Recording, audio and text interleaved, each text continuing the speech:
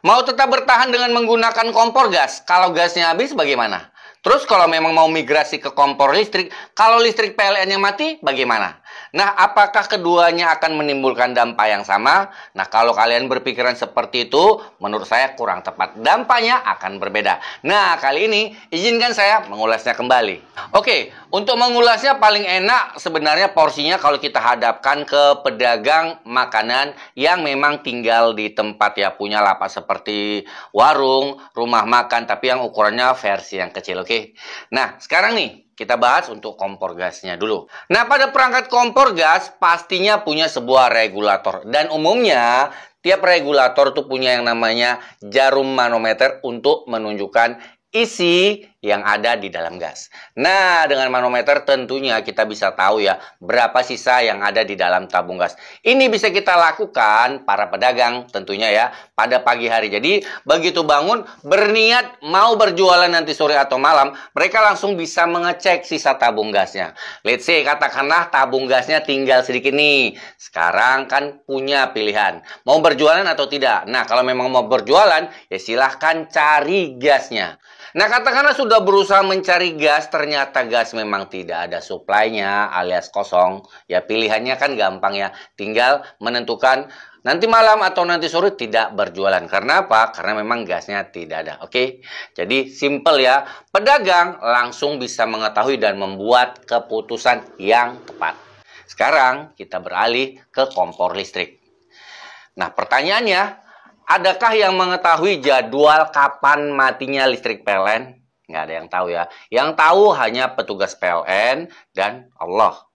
Nah, katakanlah seperti itu. Kecuali memang pemadaman listriknya direncanakan dan diinformasikan. Nah, yang menariknya adalah kalau memang ternyata pagi, ya siang sampai mungkin sore pada saat para pedagang mempersiapkan. Ini kan nggak bisa menebak ya kapan mati lampu atau tidak. Begitu mereka bergerak membuka warungnya, mati lampu. Nah, apa yang terjadi? Otomatis usaha mereka dari pagi, siang, bahkan menjelang sore itu ya gagal ya. Kalau ternyata pemadamannya itu memang katakanlah lama, oke? Nah, pemadamannya akan tidak berdampak kalau cuma sebentar. Tapi ya kalau lama, mungkin di atas 1-2 jam, pasti akan berpengaruh baik ke omset dan juga penghasilan. Jadi ya keduanya beda ya. Kalau yang untuk gas ya dari awal seperti saya bilang sudah bisa merencanakan dengan matang ya menerapkan strateginya berjualan atau tidak. Tapi kalau untuk di kompor gas para pedagang memang tidak tahu strategi apa yang mesti dijalankan karena bisa saja strategi yang matang itu patah seketika gara-gara mati lampu.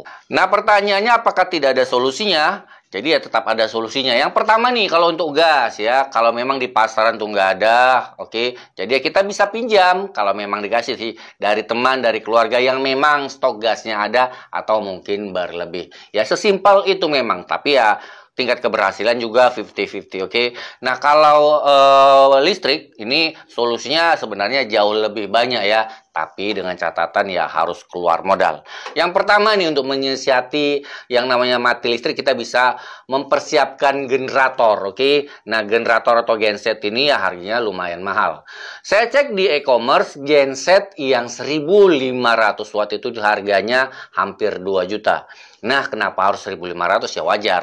Jadi, kalau misalnya kompornya sendiri 1200 ya kita anggap 300 kelebihannya itu untuk penerangan ya, lampu penerangan, oke. Nah, kemudian solusi yang kedua ya, kalau memang tidak mau pakai genset ya kita harus pakai alat portable. Apa itu? Yang pertama, ini kita harus menggunakan baterai ya, baterai tentunya dengan ampere yang besar juga. Dan yang kedua, kita harus mempersiapkan inverter. Nah, inverter ini tugasnya adalah mengubah arus DC yang cuma 12 volt menjadi arus AC sehingga kompor listriknya menyala, oke. Dan yang ketiga, ya kita juga harus persiapkan alat untuk mencas baterai atau akunya tadi ya. Nah, jadi apapun solusinya untuk kompor listrik induksi ya, awalnya kita memang harus persiapkan modal yang cukup besar. Apakah para pedagang ini sanggup atau tidak ya, ini memang terpulang ya kepada para pedagangnya juga ya. Kalau saya sendiri ya cukup prihatin ya. Nah, tapi saya nggak mau bahas itu. Fokusnya lagi adalah seperti saya bilang, apa dampak efeknya ya. Nah, kalau saya bilang dampak efek terbesar ya masih ya ini diterima oleh yang namanya kompor listrik induksi seperti itu. Nah, kalau kalian punya pendapat sendiri, yuk diskusi. Silahkan ketik ya apapun pendapat kalian, ataupun mungkin kalau kalian punya solusi ya silahkan ketikkan di kolom komentar. Oke ya, siapa tahu dengan pendapat atau mungkin solusi dari kalian semua permasalahan bisa selesai ya, pemerintah tetap bisa berjalan menggunakan programnya untuk mengkonversi yang namanya kompor gas ke kompor listrik, dan para pedagang juga nggak kesulitan ya menghadapi perubahan tersebut. Oke, nah mudah-mudahan video kali ini bisa bermanfaat. Kita jumpa lagi di video berikutnya.